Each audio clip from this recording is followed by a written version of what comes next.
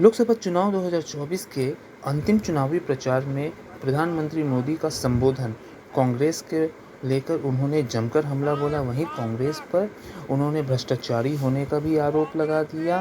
साथ ही साथ उन्होंने आम आदमी पार्टी पर भी ये कड़ी टिप्पणी करते हुए कहा कि पहले तो एक भ्रष्ट पार्टी थी देश में, अब उसका साथ देने के लिए दूसरी पार्टी भी आ गई है।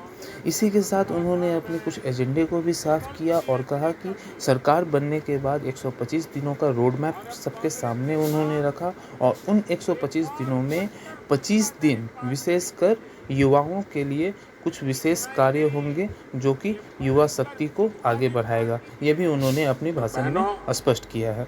आप भी जानते हैं, कांग्रेस भ्रष्टाचार की जननी है। 60 साल तक कांग्रेस ने जो कारनामे किए हैं, भ्रष्टाचार की एक से बढ़कर एक वारदातें की हैं, ऐसा लगता है कांग्रेस ने भ्रष्टाचार में डबल पीएचडी कर ली है। और अब कांग्रेस के साथ एक और कट्टर भ्रष्टाचारी पार्टी भी जुड़ गई है। इतना ही नहीं, ये भयंकर झूठवादी पार्टी भी है। अब आप देखिए, यहां तो आमने सामने लड़ने का ड्रामा कर रहे हैं, दिल्ली में एक साथ चुनाव लड़ रहे थे और लोग भूले नहीं कि ये झूठवादी पार्टी, ये कट्टर भ्रष्टाचारी पार्टी की पहली सरकार कांग्रेस के समर्थन से दिल्ली में बनी थी। और इसलिए इन्होंने जो भ्रष्टाचार की जननी कांग्रेस है, उससे बराबर भ्रष्टाचार के पाठ पढ़ लिए हैं। हम छोटे थे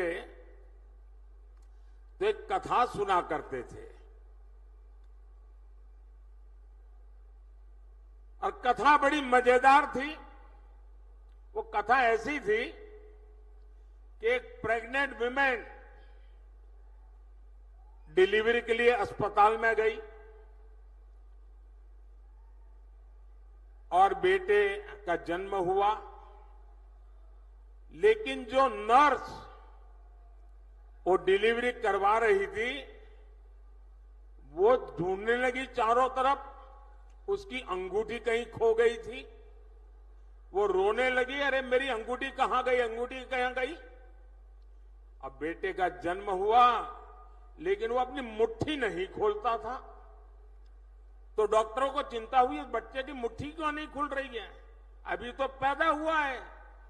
डॉक्टरों ने बड़े तरीके से उसकी मुट्ठी खोली तो अंगूठी उसकी मुट्ठी में थी।